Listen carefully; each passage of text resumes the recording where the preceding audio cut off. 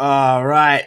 As my stomach turns as I read this, Newcastle won 30 million Arsenal outcast in summer transfer window. 30 mil for the future England goalkeeper. That's a bit cheeky.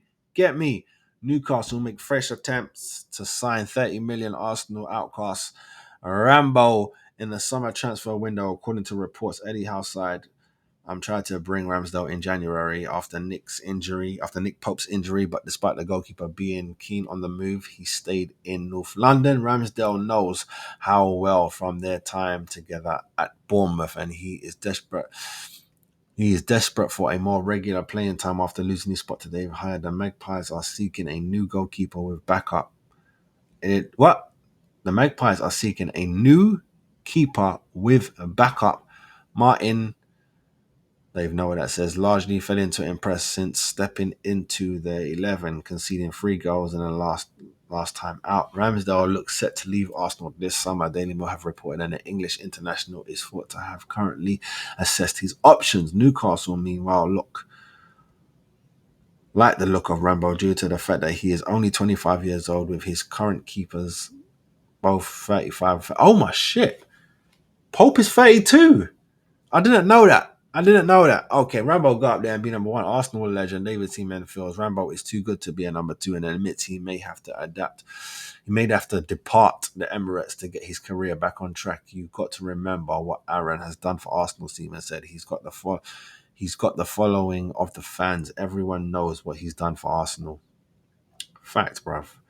I don't want him to go, but for me, he's too good to be a number two. He's still young. He's only 24 or 25. These details always messing around.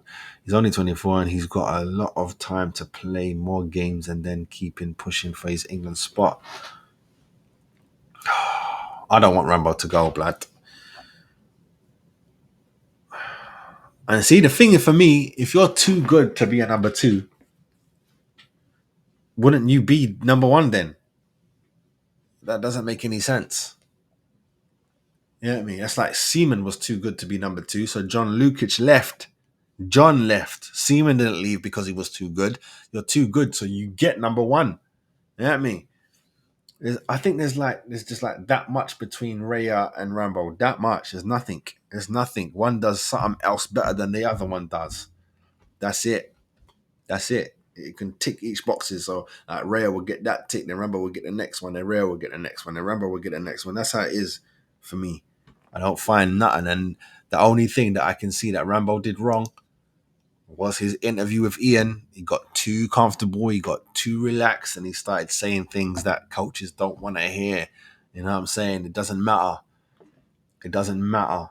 I keep asking coaches, when I interview coaches for one of my other podcasts, I ask them, how do you react, or how do you treat a player who doesn't do well in training or doesn't like training particularly, but come game day, they're your best player and they do well for you? What do you do with that?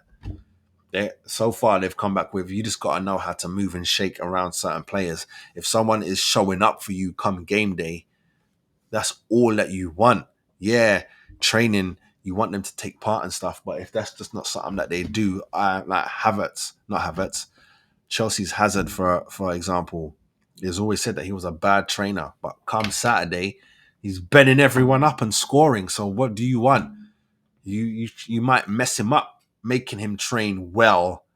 You might mess him up for Saturday. You might take all his energy. Get me? It's like that. Grealish at Villa, not at City. Grealish at Villa. He was everywhere.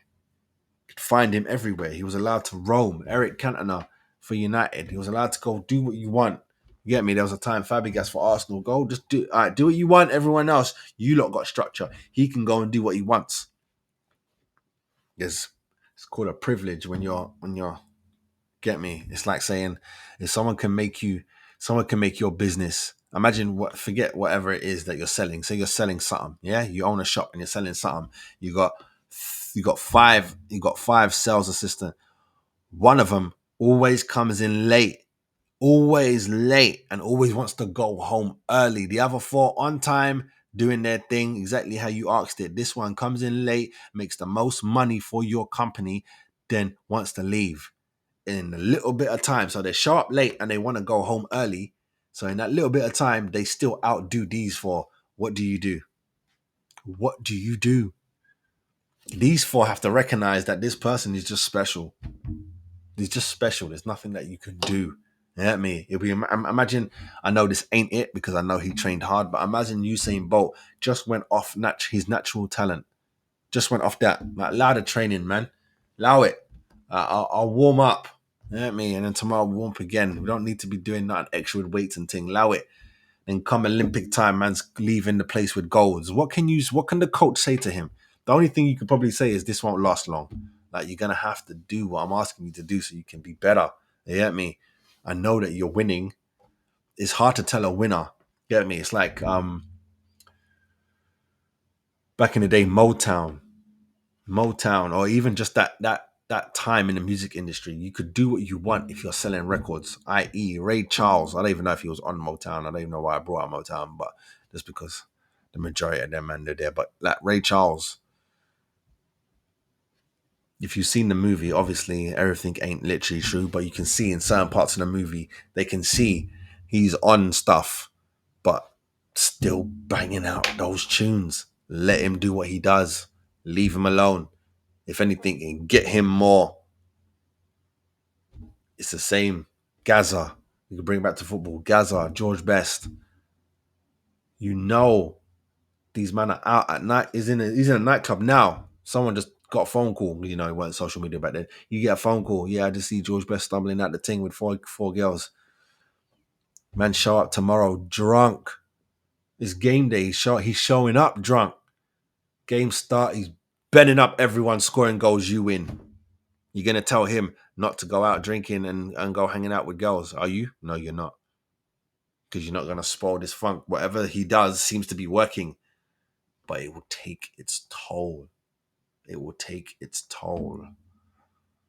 I don't even know how we got here. Rambo, I don't want it to go. And for 30 mil, I think that's a piss take, bruv. You get me? Didn't we get him for that? No, I think we got him for 25, didn't we? Went at 25. They won a lot. But hopefully he can leave a champion, and then we should, at 50, up that P, blood. You get me? Up that P. Talking to me, blood. Talking to me.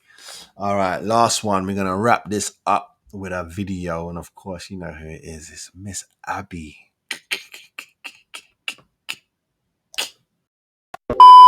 My name's Andrew Clark, former Premiership player. This is Bar Level. What's up, people? Make sure you like and subscribe to the channel.